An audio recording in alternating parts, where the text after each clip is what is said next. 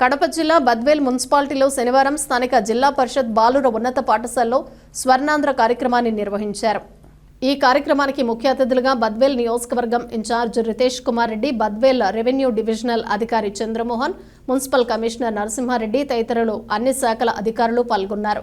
Zero gap sanitation అన్న నినాదంతో వారు ఈ కార్యక్రమాన్ని చేపట్టారు. స్థానిక జిల్లా పరిషత్ బాలుర ఉన్నత పాఠశాల నుంచి భారీ ర్యాలీగా ప్రారంభమై బద్వేల్ 4 రోడ్ల కూడలిలో మానవహారం నిర్వహించి స్వర్ణాంధ్ర స్వచ్ఛాంధ్ర ప్రతి ఒక్కరూ బాధ్యతగా కృషి చేయాలన్నారు.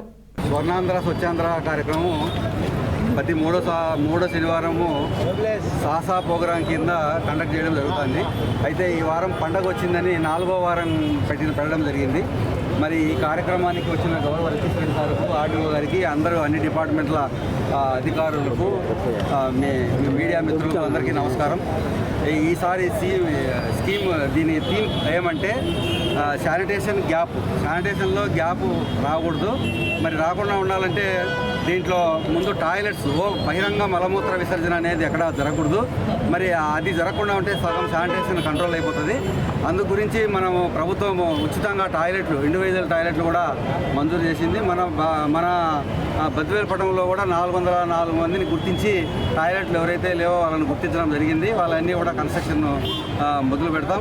అంతేకాకుండా కమ్యూనిటీ టాయిలెట్లు కూడా మనకు మొన్న 1,39,00,000తో కమ్యూనిటీ టాయిలెట్లు కూడా 5 ఇవ్వడం జరిగింది. అంతకుముందు కూడా ఒక 3 టాయిలెట్స్ ఇచ్చిండ్రు. మనం ఎన్ని అప్లై చేసినా ప్రభుత్వము మనకు స్థలం ఉండి సరిగా మెయింటైన్ చేస్తామంటే ప్రభుత్వం హెల్ప్ చేస్తుంది.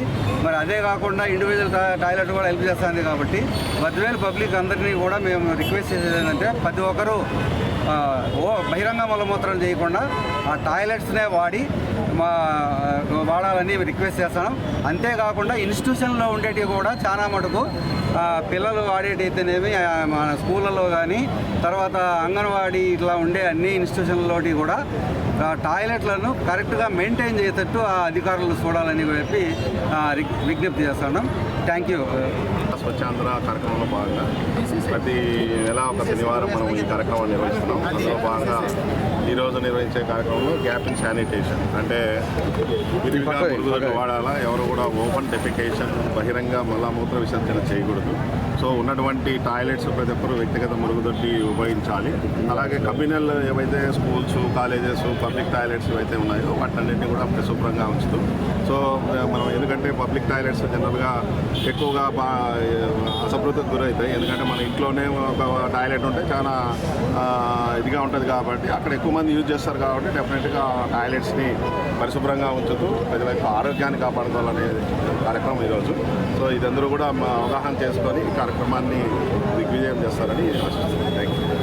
ప్రతిష్టాత్మకంగా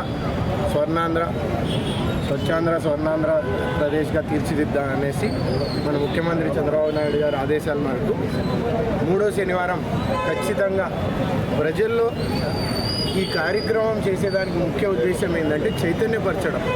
ఎందుకంటే ఈరోజు ప్రజాప్రతినిధులు కానీ, అధికారులు కానీ, ఇక్కడ వచ్చిన సిబ్బంది కానీ, యంత్రాంగం కదిలి వచ్చింది. ఎందుకంటే మీ మీడియా మిత్రుల ద్వారా కానీ మన ప్రాంతం బాగుండాలి. మనము కేవలం సంక్షేమం, అభివృద్ధితో పాటు ఈరోజు కల్చర్ కూడా మారాలి. ఎందుకంటే మనం ఉన్న ప్రాంతంలో ఈరోజు మరుగుదొడ్లు కానీ, ఇవి కానీ, క్లీన్లు కానీ, శానిటేషన్ కానీ, క్లెన్లీనెస్ కానీ లేకపోతే దీని నుంచి ఆరోగ్య పరిస్థితి మెరుగు చేసుకోవాలి. వీటి నుంచి ఎక్కడంటే అక్కడ మనం పల్లెల్లో కానీ, ఇక్కడ కానీ వాతావరణం మెల్లగా మారాల్సిన, చైతన్యం తేవాల్సిన అవకాశం తేవాలి. అందుకే ఈరోజు మేము ఈ కార్యక్రమం చేపట్టడంలో మరుగుదొడ్లు అనే క్లీనింగ్ గురించి కానీ, వీటి గురించి కానీ క్యాంపెయిన్ చేసినాం.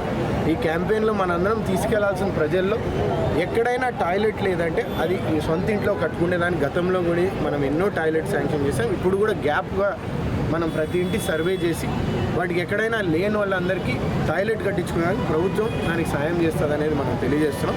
దీంతోపాటు కమ్యూనిటీ టాయిలెట్స్ ఎన్నైనా మనం ఇప్పుడు ఈరోజు చూస్తే కమ్యూనిటీ టాయిలెట్స్ మనం ఒక గుడి కానీ, బడి కానీ, లేకపోతే ఇక్కడ మెయిన్ రోడ్లో కానీ మనం ఎన్నైనా టాయిలెట్స్ మనం green Andhra corporation, Swachhandhra corporation నుంచి అప్లై చేసి ఈ మధ్యలోనే కమిషనర్ గారు కూడా చెప్పారు, మనం ఎన్నైనా గ్యాప్ ఫండింగ్ చూసుకొని వాటికి అప్లై చేస్తున్నాం, శాంక్షన్ చేస్తున్నారు. వీటిని త్వరలో కట్టిస్తాం. కట్టించినాక ఒక ఎత్తు ఇన్ఫ్రాస్ట్రక్చర్ మనం గవర్నమెంట్ తేవడం, కానీ పరిశుభ్రంగా ఉండాలనేది అది మన భావ్యం, మన రెస్పాన్సిబిలిటీ. మనం చేయాల్సిన అవసరం ఉంది.